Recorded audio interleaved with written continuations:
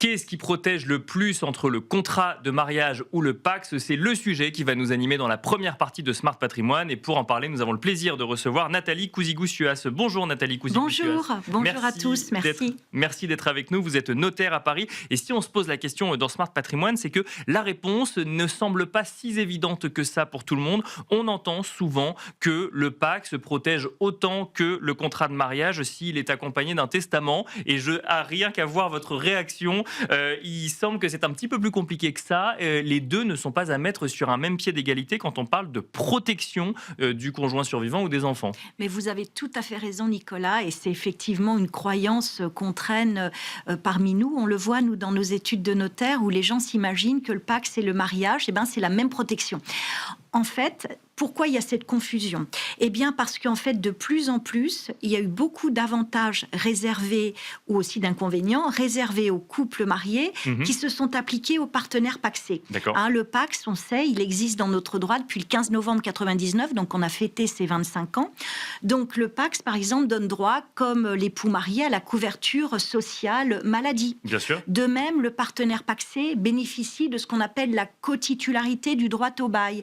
Donc, vous voyez, il y a un certain nombre, en fait, de ressemblances. En revanche, malheureusement, on a la possibilité Nicolas... de faire une déclaration commune aussi fiscale. Exactement. Alors, c'est même pas la possibilité, Nicolas, c'est que l'article 6 du Code général des impôts vous l'oblige. Dès lors que vous êtes pacsé et que vous résidez sous le même toit, ce qui est normalement l'obligation pour les partenaires pacsés, vous devez faire une déclaration d'impôt commune, sachant que pour l'année du PACS, comme pour le mariage, vous avez encore le choix entre faire 2 déclarations séparées ou une pour toute l'année, avec les revenus globalisés.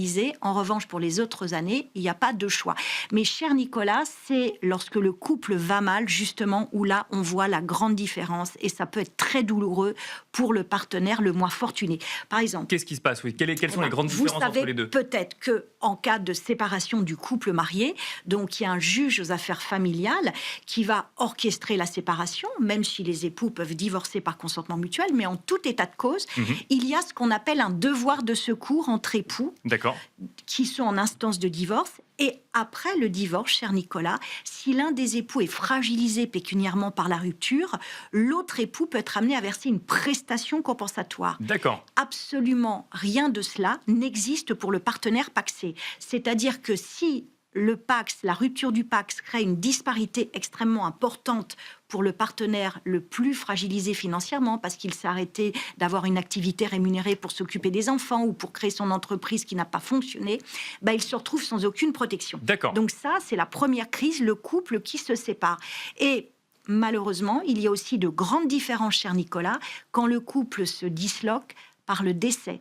C'est-à-dire qu'il faut comprendre que c'est seulement le conjoint marié qui peut bénéficier de ce qu'on appelle, lorsqu'il y a des enfants, sans aucune difficulté, de ce qu'on appelle l'usufruit, notamment de la résidence principale. Parce que la plupart des couples que l'on rencontre, cher Nicolas, dans nos études, quand ils sont propriétaires de leur résidence principale, ce qu'ils veulent, c'est que leur partenaire ou leur époux puisse bénéficier du logement sa vie durant, éventuellement le louer. Bien sûr, continuer à y vivre, même en cas de décès d'un des deux. À y vivre, ce qui semble être normal comme souhait, en cas de décès pour protéger son conjoint.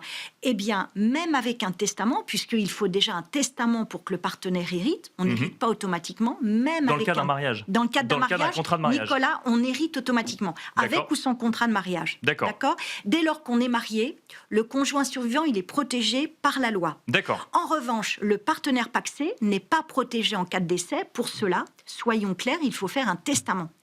Ce que je dis, c'est que le testament par lequel on lègue à son partenaire le droit de rester à vie dans la résidence principale, par exemple, peut être remis en cause par les enfants, qu'ils soient ou non ceux du couple d'ailleurs. Ça sera souvent ceux qui sont non issus du couple, parce que la loi considère dans ces cas-là que cet usufruit peut porter atteinte à ce qu'on appelle leur réserve héréditaire.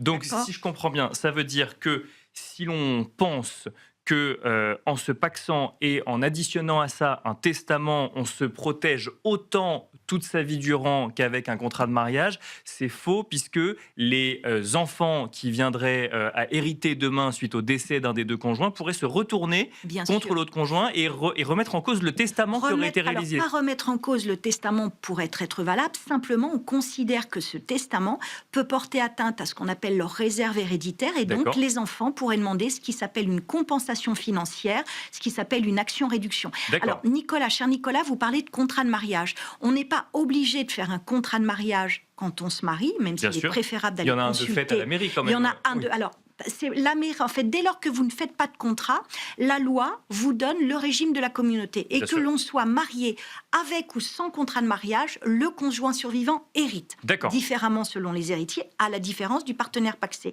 D'accord. Et aussi, troisième différence importante, cher Nicolas, vous savez que l'époux marié peut avoir, dans certaines conditions, un droit à la retraite de réversion en cas de décès de son époux. Bien sûr. Ce droit à la retraite de réversion, c'est-à-dire la pension de retraite, il est fermé aux partenaires pacsés.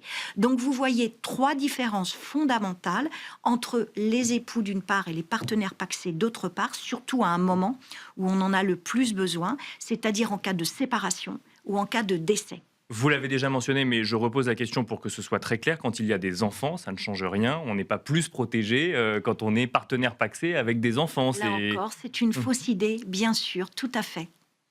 Une petite question, quand on est marié avec ou sans contrat de mariage, est-ce que cela suffit à protéger tous les cas de figure vis-à-vis du conjoint ou des enfants ?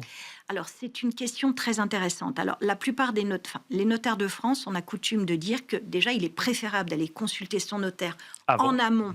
en amont du mariage pour voir quel est le régime matrimonial, on parle de régime matrimonial, qui s'adapte le plus à votre situation. C'est vrai qu'on a tendance à dire, mais ce n'est pas une obligation, que lorsqu'il s'agit d'une famille recomposée, il est préférable de faire un contrat sur mesure de séparation de biens, avec éventuellement des clauses adoucissantes, de façon à bien individualiser les patrimoines. Ça ne fait pas en sorte, néanmoins, l'époux héritera quand même. D'accord. Et on peut, dans ces cas-là, lorsqu'il y a une famille recomposée, faire un testament pour justement faire du sur-mesure et éviter justement des imbrications de patrimoine et des conflits avec les enfants d'une précédente union. Parce qu'il ne faut pas se leurrer, la plupart des notaires de France, on les connaît bien, ces situations.